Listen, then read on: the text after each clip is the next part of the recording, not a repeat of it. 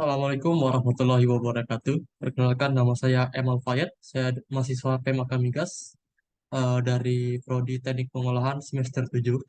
Di sini saya akan menjelaskan paper yang telah saya buat dan saya ajukan untuk SNTM dengan judul Upaya Peningkatan Kinerja Steam Turbin PTX.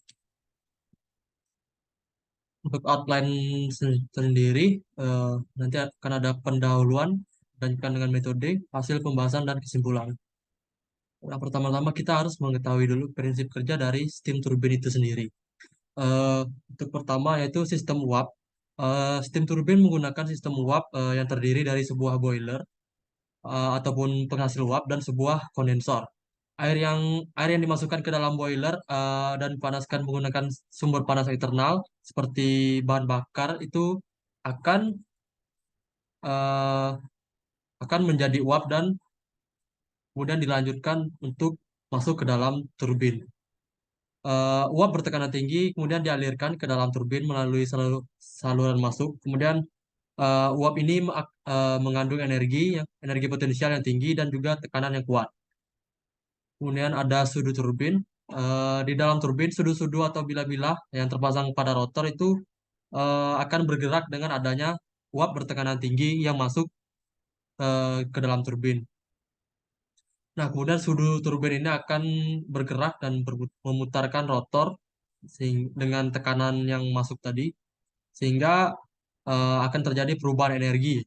Ketika uap melewati sudut turbin, energi potensial akan berkurang karena sebagian energinya diubah menjadi energi kinetik rotasi pada rotor. Dengan demikian, uap yang keluar dari sudu memiliki energi potensial yang lebih rendah daripada saat masuk ke sudu.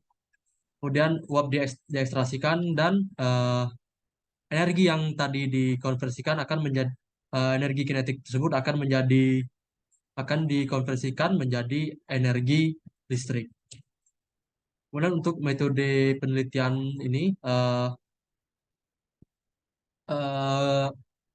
awalnya dimulai dengan studi literatur, kemudian dilakukan pengambilan data yang mana data variabel-variabel ini diambil selama 1 bulan eh, dan dirata-ratakan sehingga menunjukkan data yang mewakilkan kondisi operasi selama 1 bulan tersebut. Kemudian diolah dengan menggunakan Microsoft Excel dan disimulasikan dengan perhitungan. Kemudian dari data yang didapat tadi, seperti data-data desain, data operasi harian, dan juga data operasinya, kemudian akan bisa dilanjutkan untuk melakukan perhitungan. Nah, di sini di layar yaitu merupakan tabel perbandingan operasi harian dan hasil peningkatan performa.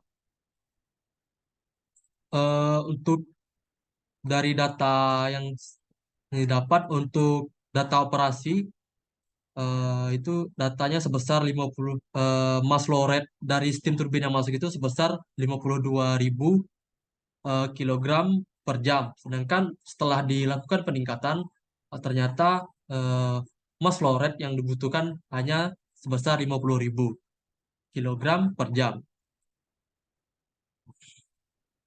Dan juga dapat dilihat data-data yang lain seperti tekanan, suhu inlet yang mengalami perubahan.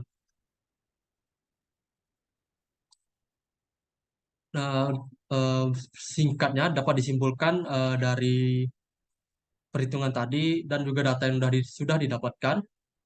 Pertama yaitu steam turbine menghasilkan daya 9,464 megawatt yang merupakan 50% dari kemampuan desainnya.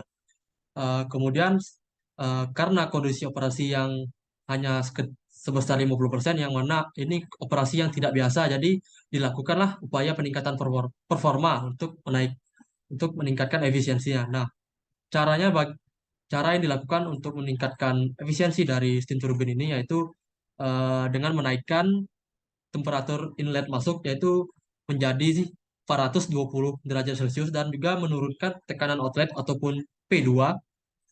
Tekanan ini merupakan tekanan outlet dari steam turbine tersebut yang menjadi sebesar 0,10785 megapascal absolut.